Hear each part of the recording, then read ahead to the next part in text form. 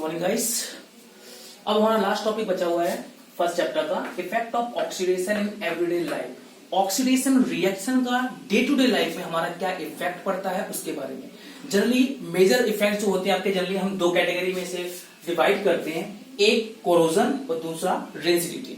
सबसे पहले हम बात करेंगे कोरोजन की। तो कोरोजन जनरली क्या होता है कि मेटल का धीरे धीरे by the action of air, water and some other harmful gases जो आपके एटमॉस्फेयर के अंदर प्रेजेंट है, उसकी वजह से ईटन अप हो जाना, मतलब खराब हो जाना, वही कहलाता है कोरोजन। क्या होता है corrosion? Corrosion is slowly and gradually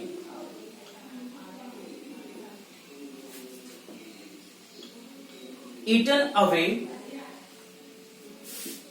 a metal due to action of air,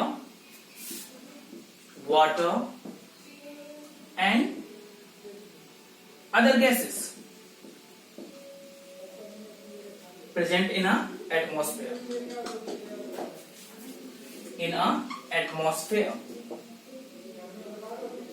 so slowly किसी भी मेटल का खराब हो जाना एयर की वजह से, वाटर की वजह से और कुछ अदर गैसेस की वजह से जो एटमॉस्फेयर में ऑलरेडी प्रेजेंट है, उसी को आप कहते हो कोरोजन।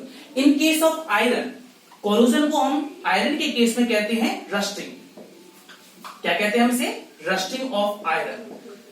आपको पता है मोस्टली आपका इफेक्ट कोरोजन का पड़ता है आयरन के ऊपर। बहुत सारे स्ट्रक्चर आपने देखे होंगे जिसके ऊपर ब्राउन कलर की परत जम जाती है, जिसे हम कहते हैं रस्ट, और ये काफी ज्यादा नुकसानदायक है क्योंकि पता है आपको आयरन में अपने देश में कई मिलियंस ऑफ टन्स आप कह सकते हो कि लोहा आमतौर पे सालाना खराब हो जाता है just because of this oxidation reaction की वजह से या रस्टिंग की वजह से। इसकी केमिकल रिएक्शन भी है कोरोजन की, आप चाहो तो उसे नोट डाउन कर लीजिए।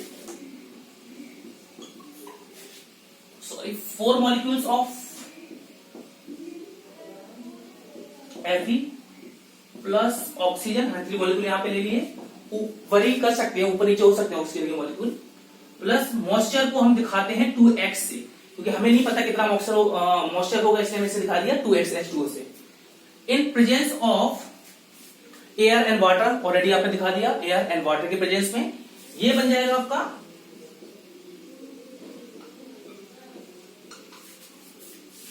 0.2x H2O। ये जो आपका बना है, this is the formula of rust, जिसे आप कहते हैं जंग। एक केमिकल रिएक्शन के फॉर्म में आपने कोरोजन को दिखा दिया है। अब कोरोजन को हम प्रिवेंट भी कर सकते हैं, डिफरेंट मेथड्स हम यूटिलाइज करते हैं इसकी प्रिवेंशन के लिए। कोरोजन को प्रिवेंट करने के लिए हम क्या यूज करते हैं? ऑयलिंग यूज कर सकते हैं, आयरन से बने हुए ऑब्जेक्ट्स के ऊपर हम पेंटिंग यूज कर सकते हैं, पेंट का यूज कर सकते हैं, माय मिस्टेक, पेंट यूज कर सकते हैं हम आयरन ऑब्जेक्ट के ऊपर, पेंट का स्लो डाउन कर देता है आपकी view.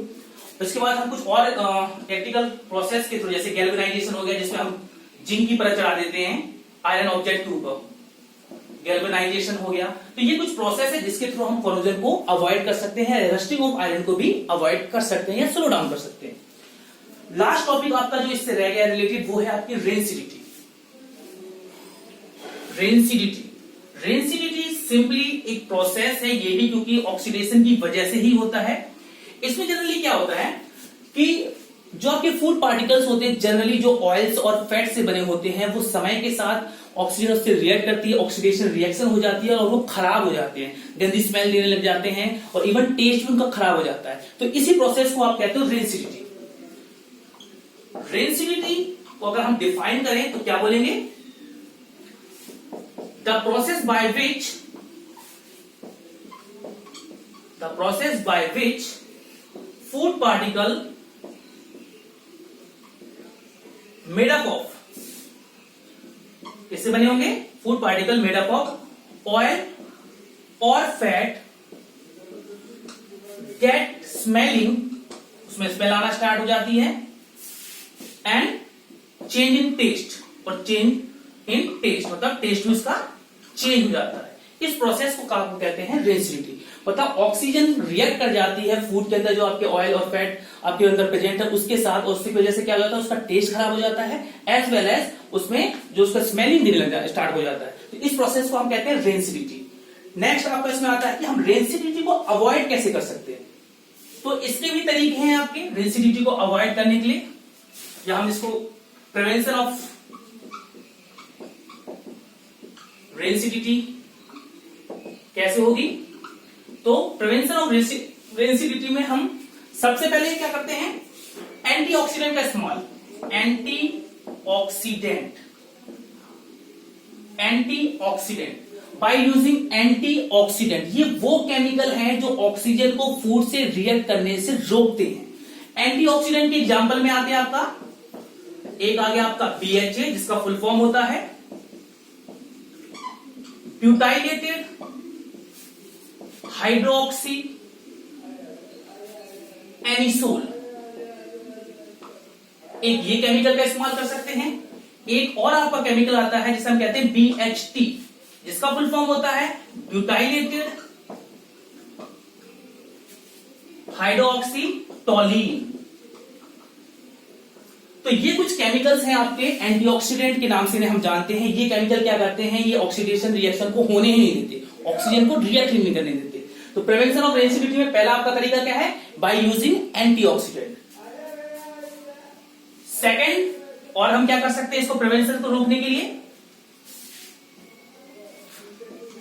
Packing of food item with nitrogen gas. Packing of food item with nitrogen N2, nitrogen gas. For example, जो आपने चिप्स पैकेट देखे हैं, पोटैटो चिप्स जो आप खाते हो, तो जनरली जब उसे आप फाड़ते हो तो उसमें नाइट्रोजन गैस ऑलरेडी पैक्ड होती है, क्योंकि नाइट्रोजन गैस आपकी इनर्ट गैस है जो रिएक्ट नहीं करती।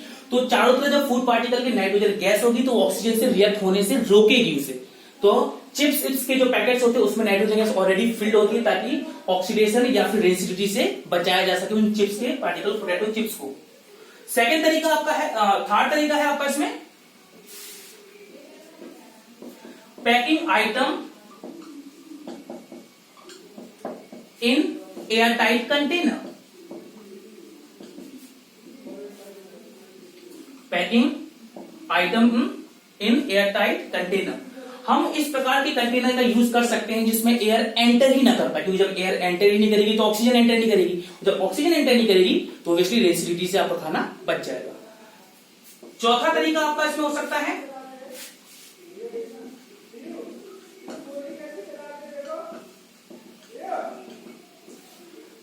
जो फूड पार्टिकल है उसको लाइट से दूर रखना। जब कोई भी फूड पार्टिकल को आप लाइट से दूर रखते हैं तो लाइट से दूर होने की वजह से कि जो उसका ऑक्सीडेशन वाला प्रोसेस है वो आपका स्लो डाउन हो जाता है। तो जो फूड आइटम है अगर आप उसे लाइट से दूर रखोगे तो ऑक्सीडेशन का प्रोसेस स्लो डाउन हो जाएगा और उसमें रेनसिडिटी नहीं होगी। एक और तरीका आप यूज कर सकते हो, रेफ्रिजरेशन। रेफ्रिजरेशन मतलब चीजों को कहां पे रखना, रेफ्रिजरेटर में रखना। और रेफ्रिजरेटर क्या करते हैं, रेफ्रिजरेटर में क्योंकि टेम्परेचर काफी डाउन होता है तो ऑक्सीडेशन का प्रोसेस या रेनसिडिटी का प्रोसेस काफी ज्यादा स्लो डाउन हो जाता है, काफी धीमे हो जाता है। तो by using all these 5 types of things we can avoid rancidity. ठीक है, यहां ये आपका लास्ट टॉपिक था, यहां आपका फर्स्ट चैप्टर कंप्लीट होता है। Thank you very much.